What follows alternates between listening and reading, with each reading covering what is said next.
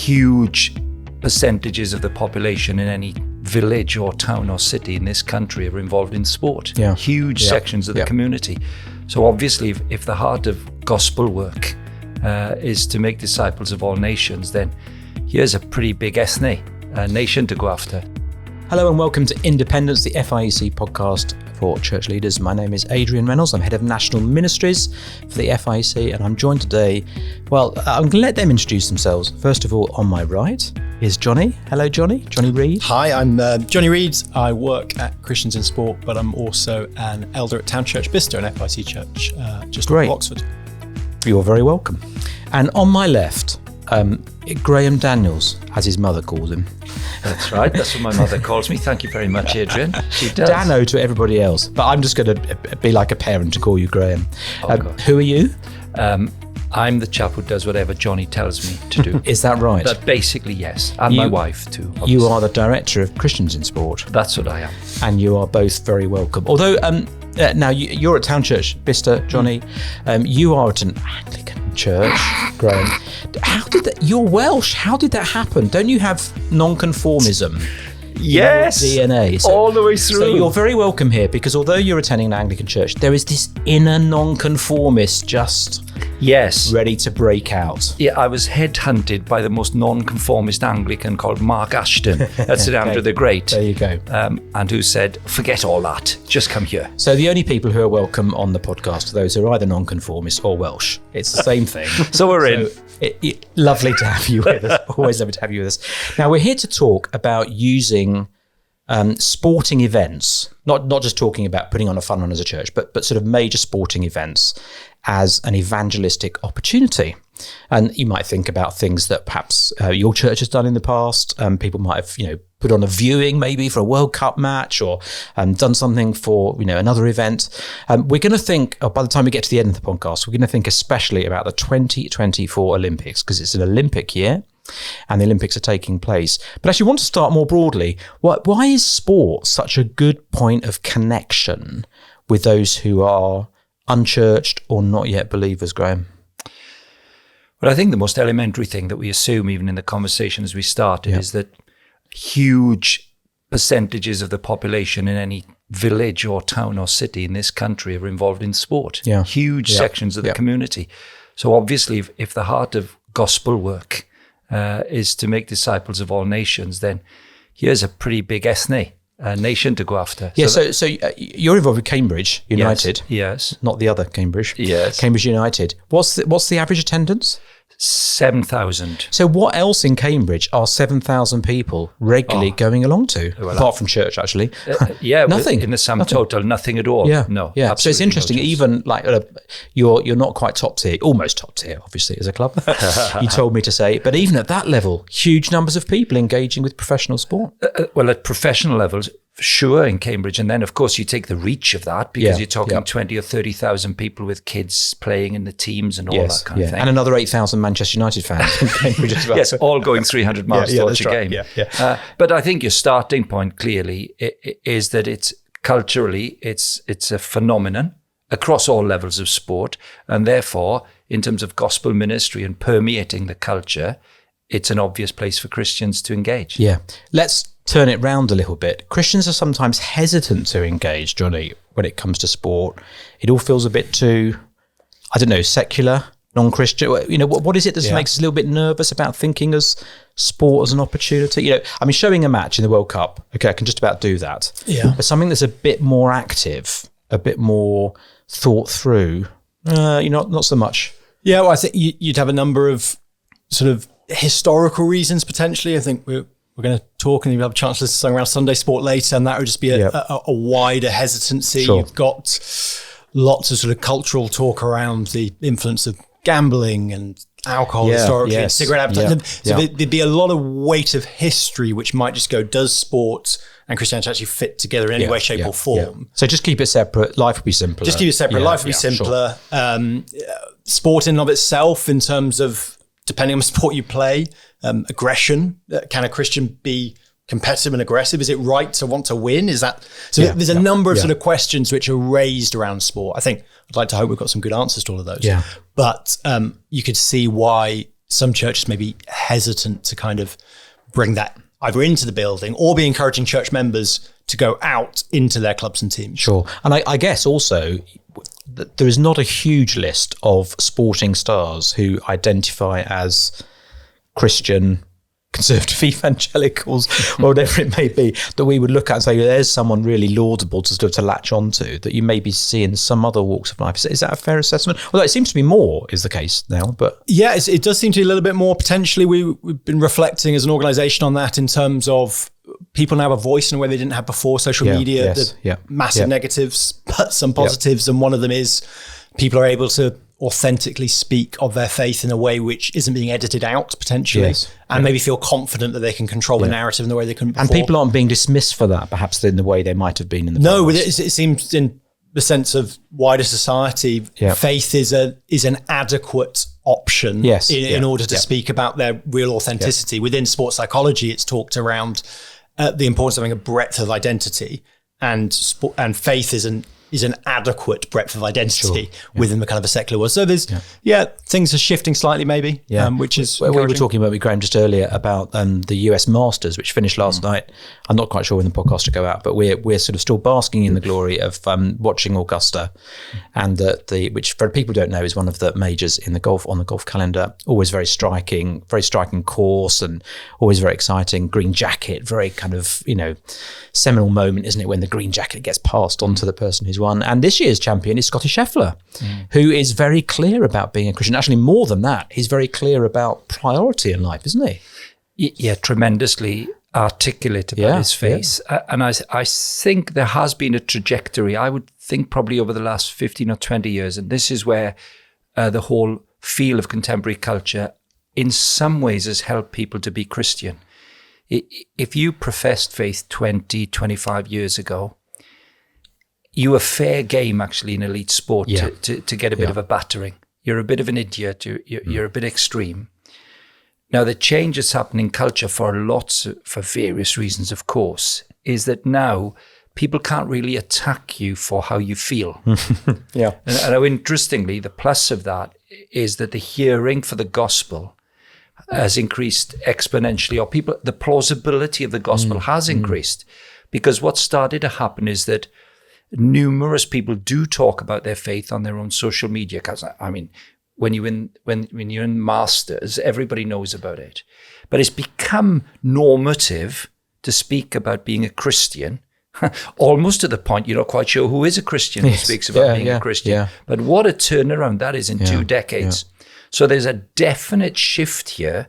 And I think under 30s, particularly, young people don't think twice about somebody being a Christian and a sports person whose name they know. That's interesting, isn't it? It's a change. Yeah, you and I both watched Nick Faldo on Saturday talking about Scotty Scheffler. I don't think he really knew how to describe Scotty Scheffler's faith. Interestingly, he first of all talked about him being a good human being, and then he eventually said, he and his family, they're Christian people, and that's very important to them. But interestingly, 20 years ago, that would have just been dismissed or not even talked about. Exactly. As we both mentioned it, and as we were listening to that, I don't know how you found yourself, but I thought, oh, that's interesting. His face was perplexed. That's right, yes. Nick Faldo. I think his face always looks perplexed, personally. But yes, I know what you mean. Yeah. But you could see him trying to work out what to say. And you saw that he went for the safe option. Oh, he's a really good guy, basically. But then it was as if he couldn't stop himself from saying something about Christianity. Interesting. And that, I think that's an indicator that it's plausible to speak about Christianity in a way that it just wasn't 20 years ago in the West. So let's talk about sport then as a means of sharing the gospel with people. And let's stick on this topic, because actually one of the great things we can do is use testimony, isn't it? There are some great Christian testimonies.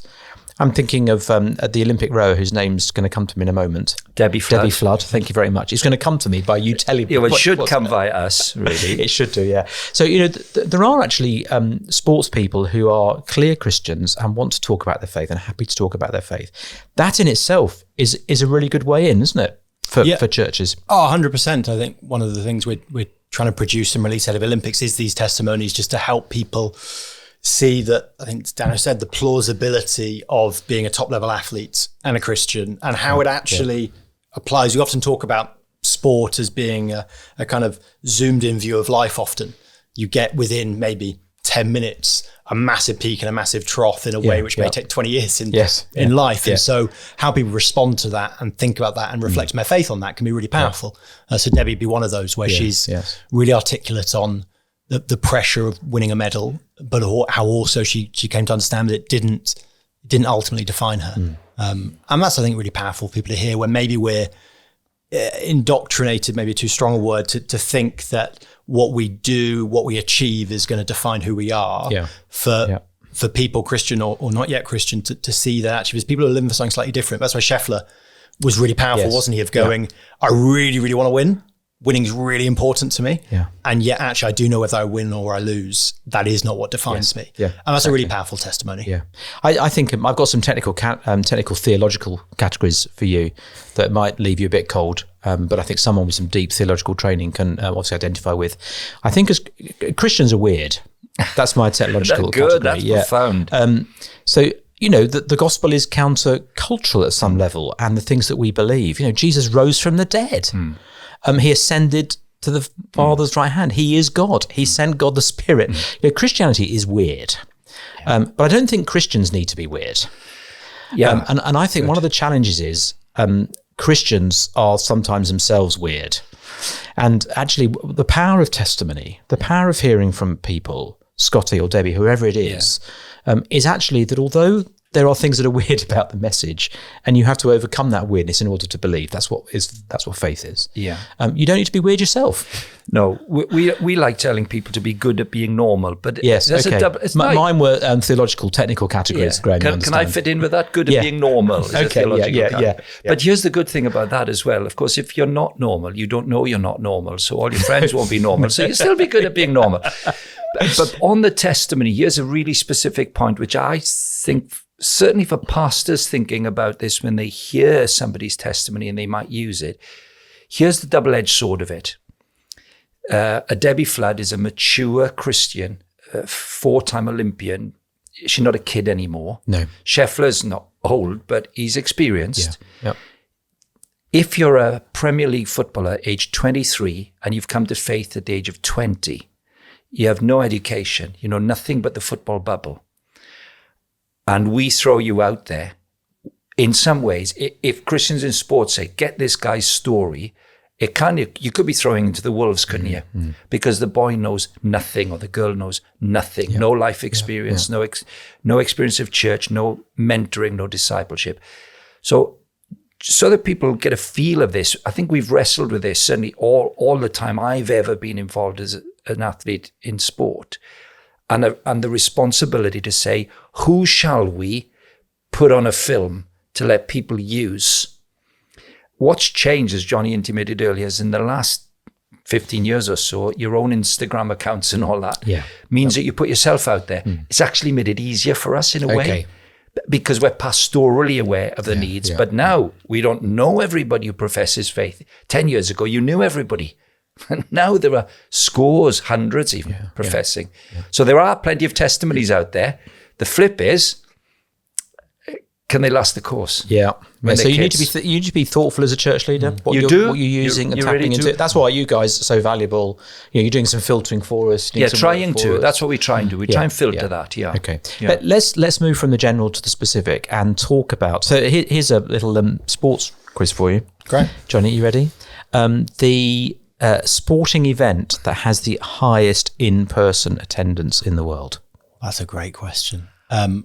Highest in-person attendance. I want to say it's the Olympics because the amount of people. It's not the Olympics. I have brought with me my memento. If you're watching, this is going to work. If you're listening, as most people do in the podcast, you think, what is going on? What's he doing? The answer is Adrian is holding up his Tour de France. These are the mementos that are highly desirable. We go to the Tour de France every year. I'm really gutted, by the way, I didn't get that right. Yes, you should be. I really should 12 to 15 million people, spectators. Wow. And I'm going again this year. It's a great event, including cycling, which is in the Olympics. Olympics is second. There we go. Second, is it? Okay. Come on, Jonny. So, no. That's going to be on a Christian sport quiz. Those two, far and away beyond anything else. because the number of people actually who go to the Olympics, if you count individual spectators, is an enormous number. It's not 12 to 15 million. Sure, no. But it's an enormous number. And so it's a great in-country event. I'm old enough to remember 2012. You're such a young No, I can remember 2012, just about. He's older than he looks. I'm kind to you. It's the Scottish Scheffler beard that gave it away. And 20, I was living in East London in 2012. It was magical. Oh, wow. It really was magical. I had just such a wonderful time. And residents of Tower Hamlets, where I was, got entry into a free draw. So we went to the opening ceremony and the closing ceremony. Wow. Oh, nice. For free. And it was just really, really precious memories. And I was clearing out, sorry, this is a bit of an aside, but I'm going to tell you anyway. We were clearing out the garage on Saturday because it was dry, as you do as spring comes around. You have a bit of a clear out, cut out the clutter. And I opened a box in the loft, didn't know what it was, and it was all the programs and tickets from the 2012 Olympics. And I thought, great, it was a great occasion. And I love the Olympics just because you see, what do I love about it? You see sports you don't normally see, you see countries represented you don't normally see. You don't just see, everyone's an elite athlete, but you see people who are kind of have given everything to be there, somehow not quite making it. You see heartbreak, you see, it's every emotion. And whatever sport you love, if you love sport, not everyone does, there are some strange people in the world, but if whatever sport you love, there's a sport there, television coverage is still free, and just for all those reasons, you can see I'm enthusiastic about it. Yes. I love it. Well, you should be. I love it. I think it is unique. It is unique. And it's it's not just because it's an athletics event. No. It's not just a world championship in swimming or in, whatever. It's all this stuff coming together. Yes, it is. And really some quite obscure things coming together. Yeah. Johnny, we're going to pick on Johnny here. Reigning Olympic cricket champions. France. Yes. He's a cricketer. He's mad on cricket. I'm a cricketer and slightly shameless plug, but for our Olympic quiz, which is coming out very soon, which people can use in their churches, that I've given you an answer there. That is one of the questions. Don't give it away, Johnny. One of the questions has that question in it. Change it now. Reigning Olympic chess champions. Chess. I don't know the answer to that. I just know the cricket one because I love to befuddle my French friends with that they are the reigning Olympic chess. As in made up of a team of Englishmen. Cricket's in the Olympics this year. No, it's not. Is it not? 2028, I'm afraid. Sorry. Man. I thought they would. Are they not doing it as a test event this year? I don't think so. Oh, okay. Oh, he started to doubt himself now. I have, but I'm a proper cricket tragic. So it's 2028 in LA is when they start. People are engaged with the Olympics. Yeah. Because they're following maybe athletes from their own country, or they're following sports that they might like. So who even if you just kind of hate watching 10,000 meter running, who doesn't love the 110 meter hurdles? Yeah, that's right. So there are points of connection here, and you just hinted at something you could do, a quiz. What are some of the things that churches could be thinking about in terms of making connection with communities, using this as an opportunity for gospel fruit? So there's kind of the two types of models, aren't there? You'd say when it comes to this, I'd want to be big on the go to them. Right. There's more people on a Sunday morning playing sport than there are in a church building. And so I'd always be challenging churches to be saying to their members, where are you rubbing shoulders with people who don't know Jesus? If you're not sure, probably just go find a sports club. Right, okay. Because there are, and the relationships. They are the 21st century temples. Well, the relationships and the communities you build, and the community you build there is unparalleled with anything else, just about. Okay. So I think I'd be doing a disservice to what we're all about at Christian sport if I didn't say, and what we've tried to do at Town Church with our church, where we've said, whatever it might be, we've encouraged people. We do it every year in our members' meetings. We go, where are you spending time with people who don't know Jesus? And it could be join a board game club, do the local drama society, go to the pub once a week on a Friday and meet people. But actually, most people have ended up settling in some form of sports club, not because they're necessarily sporty, but they've just gone, actually, I've seen that's where relationships are. So you've got to have those points of access. Well, otherwise, when you get to then the come to us model, who's going to come? Yeah, so a flyer through the door, come to a quiz. It's not. It may have some traction, but it's not going to have the same traction as, hey, Johnny, I'm going to this. Yeah. So we've run at Town Church in Bicester, we've run a sports quiz we planted 6 years ago, but we were running a quiz for maybe another 5 years before. It's about 10 years of a sports quiz, which is the biggest percentage of guests we have out of any event we run. So there's probably 90 this year, 80, 90 this year in a local sports venue. Again, we don't have a building, but also deliberately being out in a sports venue. And probably 80% of them were people who don't come to church regularly. Right, okay. And so, but most of those relationships were from me and my hockey club, my friend and our running club, inviting the friends along. Occasionally we advertise widely. We email all the sports clubs in Bicester and go, would you like to come? And some of them do. But so, I think we've hinted at there the kind of, a sports quiz can be a great event. It's a lot of fun. People enjoy it. People enjoy pub quizzes. It's a weird British institution, we found out. We've tried to... How does that become a Christian event rather than just an event that Christians are organising? So is it merit in both, thinking about both of those things? I think definitely merit was. So I think this, and we're doing this at Town Church in Midsummer. So we're working out, we might run a quiz. We ran our quiz in February. We do every year, we do it in February. So whether we'll do an Olympic one, we're working out. But for an Olympics, you did half time, we do a 10-minute gospel talk. We've actually produced a couple of evangelistic films, one with my good-looking friend opposite me here, sharing the gospel. There's only 3 people in the room. There's no one. It was the people who are listening don't know who's sitting opposite you. So I'd like to make a nomination for Adrian Reynolds. Good-looking. No, it's Graham. It's Graham. Good sounding. Good sounding. Lovely Welsh voice. But so you could almost, you'd say, a non-conformist voice. Sorry, I've interrupted. No, it's fine. People are going to write in. Don't write in. Send your complaints to Christians in Sport in Bicester. Yeah, there we go. We're used to that. Very easy. And it feels, it's not awkward one bit. Just to go right at the start, hey, we're going to do 3 rounds of a sports quiz. Then it's going to be a short talk where we're just going to unpack a little bit about how sport and faith connect. And there's a gospel talk, which we've recorded or you could deliver yourselves. There's that. And then that feels quite integrated, how faith and sport connect. It's not just and here's a short talk on John 3:16. No, so actually you're trying to say, let's build the connections. Yeah. So it feels natural. It's 100 years as well since Eric Liddell, who would be probably had been the most famous athlete of his era and was a Christian. We'll talk Sunday sport in a bit. Yes. But he was primarily known for his faith. And so we've produced a film which kind of compares and contrasts him and Harold Abraham's Chariots of Fire. And you've got Abraham who's saying, I've got 10 lonely seconds to justify my whole existence. And Liddell saying, when I run, I feel God's pleasure. They're 2 very different worldviews. One which we'd want to embrace, maybe and go, actually, your gifts and talents are given to be something which can give you real joy. And Abraham's really lost and lonely. He wins the gold medal and he doesn't know what to do with it.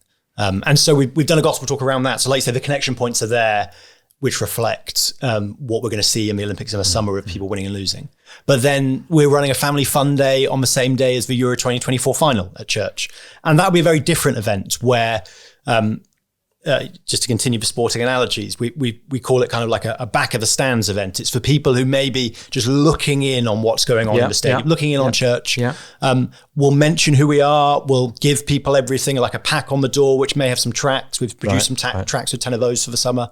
And we'll stand up halfway through and kind of go, hey, this is what we're doing. We're then going to show the Euros final on the big screen. We're probably not going to have a talk there. We've learned from experience. It feels pretty weird to kind of, at halftime, you want to analyze the game. You don't want somebody to stand up and go, hey, it's halftime of the Euros. So it's almost like a watch party. It's more like a watch party. Yeah. And it's, hey, why don't you come? And for us, one of the things we've reflected on is Bicester is one of the fastest growing towns in Europe. And it's full of young families because they can't afford to live in London, can't afford to live in Oxford, but you can commute in. Yeah. So it's so many families. So actually, why don't you come and watch in a watch party with others, but partly because of a license we've got with our church, we're allowed to have communion wine, but no, we're not allowed to have any alcohol. And so it will be for families a really safe environment. Not everyone's going to want to do that. Yeah. I think my friends from my hockey club are going to want to go to the pub, and I'll probably go to the pub with them. But actually, for families coming in, it'll be a great event. That is valuable, isn't it, Graham? When the Rugby World Cup was on, and in fact before that, when the last Football World Cup was on, we said to people, if they wanted to go and watch with others, they've got to go to the pub. And actually, that's nowhere to take a young kid. No. And so we marketed our watch party essentially family friendly. And then we got fish and chips at half time. Yeah. And there are ways to do that, aren't there? They're actually very engaging. That's what people are looking for. Yeah, I like that. I mean, I really like that. Look, I've never used the term watch party. I like it. Yeah. Because what's got me thinking about it is, you stream Netflix or Disney Plus, whatever. Yeah. You can do it as a watch party now. Yes. So someone in a different room, different building, different place can watch the film at the same time. You have a little camera, you can see people's reactions and stuff. Yeah. So it's kind of in the vernacular, isn't it? So. Yeah, and I think what that does, it's pretty obvious, isn't it? But over the years, I've taken people to just to watch a football match with me. Yeah. Period. Yeah. There's a warmth, there's a gospel warmth. You've started having conversations, but I don't know how, for men, let's just say for blokes, because that'll be who I do it with, sitting side by side, watching the Euros on a screen with your kids running around, 2.5 hours, 2 hours. Yeah. That's really getting to know each other. Yeah, there's only so much shouting at Harry Maguire you can do, isn't it? That's right. Isn't it, though? But it is, isn't it? That's right. It's a long time to be sitting, chatting, kids running around in that setting that you're talking about. And there are Christian people around you. They don't know who's who, but where else do you get that opportunity just to enjoy company? But it's a clear gospel parameter, isn't it? Yeah. That's what you're doing in that. Yeah. And I wonder if that's really good for blokes especially. Randy Newman, who's a great evangelist, I love Randy Newman to bits, says there's something about blokes being side by side. Yeah. They find it easier to talk than face to face in a way perhaps, and this is obviously a generalisation, that he's discovered that women don't. So actually for men especially, side by side events, really good rather than sitting across the table. I'm thinking him. I mean, I've taken that idea of his so many times because that's really, I don't know how it works with women and women, but with blokes, it works an absolute treat. You're watching something else or you're going for a walk, anything that means you're not staring at each other. Yeah. And I think the radical thing about the Olympics is we've kind of got into the habit of thinking football and rugby. I mean, Leicester's massive, where we are, massive for rugby. We're halfway between Leicester and Northampton, so just a massive, massive place for rugby. So we think football and rugby, kind of the major events, watch parties, easy to put on, easy to do. I don't think, and I'm a leader of the church, so I'm kind of condemning myself here really, we're thinking about the Olympics in the same way. But then I'm thinking back to 2012, Super Saturday. Yeah. That Saturday night, I mean, it was Super Saturday because Brits won so many things, but actually you had so many wonderful events packed into an evening. Why not do a watch party for a Saturday night at the the athletics? I think it's fair. I think the Olympics, and we've reflected this as a church, where I think the Euros is a no-brainer for us. Euros final. Yeah. We've done it for a number of sporting events. Olympics different. I think that's where we've more going down the family fun day kind of routes, where we may have some Olympic kind of races and events you can do.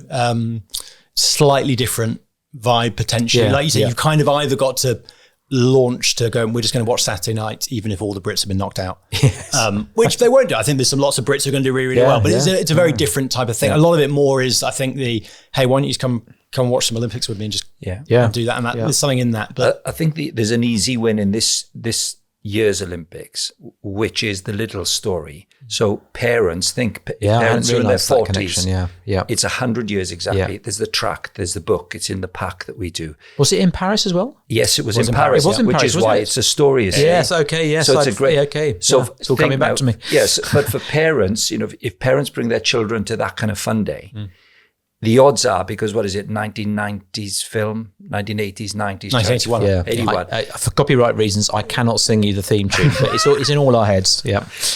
Parents will know it. Yeah. So we're sticking tracks in everyone who comes to our family fun day. So we'll hope for, 200-300 families to walk through the door on our fun day. All of them will get a tract. Yeah, perfect. Which is hopefully, well, we've written it. We'll see how people find it, but hopefully really engaging for somebody who doesn't know Jesus, just to pick up, read, ask some good provoking questions without being outrageously in your face. Yeah. And an opportunity then to go, hey, why don't you come and join us? We might well do a particular Olympic Sunday service. Some churches might do it. It may not fit with what we do at our church, but it might in your church. You might do that. And we've got resources to help do that. It could be a way to invite people in just to, if you do a particular family Sunday service once a month, for example, theming it around the Olympics that month makes some sense. Pray for countries around the world. I know people like Open Doors and things like that will definitely jump on that. And Holiday Club, definitely. So there's lots of opportunities with the Olympics and theming it around that. Our sports camps in the summer, which are massive, will definitely have a focus around the Olympics as well, because this is really helpful. I think often in church life we live a bit hand to mouth. Yeah, maybe the preachers are booked up quite a way in advance, but actually, other stuff we kind of have the annual things that are in the cycle, and apart from that, we're just thinking 1 or 2 months ahead. Goodness, because life's so busy. But actually, here we are, Easter, actually not very far away from the Olympics. You've got time. Now's the moment to get something in the diary, get something planned. Yes, think about what you could be doing. Yeah, that's very good, because I think there's simplicity to this. So let's move from one church, say in Town Church Bristol, so in Cambridge, home. we will have that kind of pattern across many churches in the city. Yeah. We will join together in the autumn, around October, to have that quiz. But people will bring their sports teams from lots of churches, so you make a huge crowd. Here's the key to it then. Any follow-up is done by each church. Yeah. So you go into your own Christianity Export. It's all local church owned. Yeah. But we'll all come in, so there's a number to it then. There's a crowd, and it feels pretty cool to come into a crowd. Love it. But you book those a year out. You book a summertime some kind of summer event. So effectively, you'll do 2 things a year across churches. But obviously, there'll be evangelicals who want the gospel to go out. Yeah. That's the parameter. That's the limit. But you're planning out. That's the point. You know it's coming in October. In your case, and it's worth saying that at Cambridge, at Christian Sport, we've got what we call local networks, which are in 40, 45 towns and cities, just with that parameter where we want to be incredibly empowering to the local church. We're all about the local church. Right. And yet we've said 3 times a year, come together with other Christian sports people in your town or city from a variety of churches, pray together with a particular focus on mission and evangelism, and put on events together. Because if you've got 2 Christians in your church, running a sports quiz could just be a bit awkward, couldn't it? Yeah. But actually, if you gather with 5 or 6 churches, 50, 60, 70 in a room in a pub upstairs or in a sports club is a great night. I'm thinking Graham Bynon, he put on a great event in a pub in Cambridge a few years ago and just brought in people from his neighbourhood. But, of course, now the room will take 70 at a press and there's 70 in there and it looks rammed. Yeah. And it's just an interview and a little talk over supper. Nice. Easy. But your point is the key thing, I think. You just think 2 or 3 years out and say, what would momentum look like here? Yeah. What would it look like? So it's not just a one-off thing. No. We're saying Euros as well this summer, of course, and Euros and Olympics, both in European time zones. Yeah. That's not always the case, although Euros it mostly is, but for the Olympics, it's in the UK time zone, so that makes it a really good opportunity, isn't it? Listen, we're out of time. I'm really energised about it. I'm so energised about it. Quick go round. Favourite Olympic sport? Oh, 400, the 400. 400, yeah, I love the 400. Johnny? I'm a hockey player. Gets hockey on the map. And when do you ever, I still remember Sean Curley. Whenever else do you see field hockey? Very rarely, unfortunately. Field hockey, on the telly, hardly ever. So looking forward to that. Reedy's too young to know Sean Curley. Is only you and I, we're all right, Graham. We're all right. We oldies over here. I'm going to say fencing because you're probably not surprised by my lithe figure, but I'm a keen fencer. So you never see fencing. No. On telly. No, you don't. So, although the Hungarians wipe the floor with everybody. But yeah, I'm a keen fencer. Most obscure sport that you're looking forward to? Come on. Because you did hockey and 400, they're kind of mainstream. Oh. What's the sport that you've never seen that you're thinking, this year? I'm a fan of, a genuine fan of goalball. So goalball's Paralympic sport. Yeah. 3 is nuts. 3 on 3. I've seen this goalball in the Olympics. It's Paralympics, yes. Yeah.